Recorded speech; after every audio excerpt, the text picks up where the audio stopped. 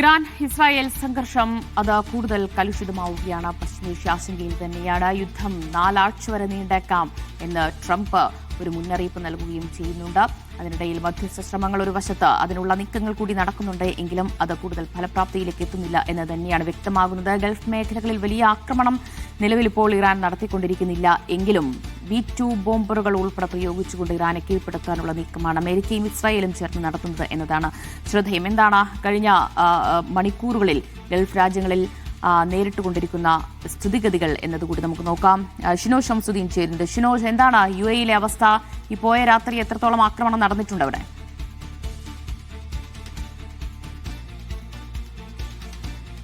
കഴിഞ്ഞ രാത്രിയിൽ എല്ലാവർക്കും ജാഗ്രതാ നിർദ്ദേശം വന്നിരുന്നു. മിസൈൽ ആക്രമണത്തിന് സാധ്യതയുണ്ട് എന്നുള്ള നിലയ്ക്ക് എല്ലാവരുടെയും മൊബൈലിലേക്ക് അടിയന്തര സന്ദേശങ്ങൾ വന്നിരുന്നു.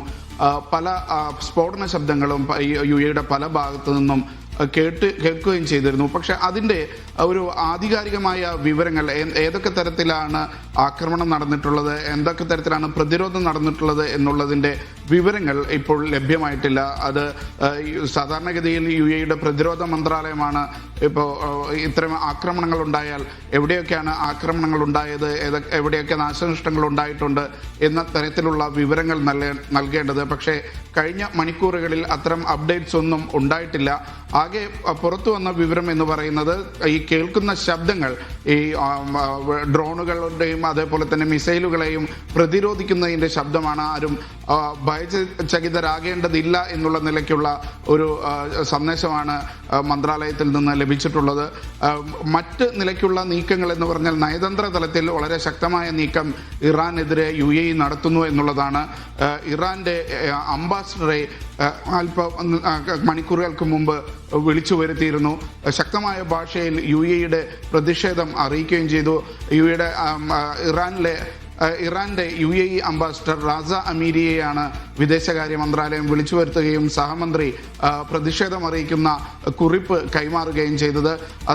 ആ കുറിപ്പിൽ പറയുന്നത് ഇത് UAE എന്ന പരമാധികാര രാഷ്ട്രത്തെ യാതൊരു വിലയും നൽകാതെ ആക്രമിക്കുന്നു എന്നുള്ള ഒരു പ്രതിഷേധമാണ് അറിയിച്ചിട്ടുള്ളത്. ഇത് വെച്ചു പൊറിപ്പിക്കാൻ കഴിയുന്നതല്ല. ഒരു അന്താരാഷ്ട്ര നിയമങ്ങളുടെ ലംഘനമാണ് ഇതെല്ലാം. ഒരു പരമാധികാര രാഷ്ട്രത്തോട് പെരുമാറേണ്ട രീതി ഇതല്ല എന്ന നിലയിൽ UAE-യുടെ ശക്തമായ പ്രതിഷേധം ഇറാൻ അംബാസഡറെ UAE അറിയിച്ചിട്ടുണ്ട്. അതുപോലെ തന്നെ കഴിഞ്ഞ രാത്രി ഉണ്ടായ വലിയ നീക്കം എന്ന് പറയുന്നത് തെഹ്റാനിലെ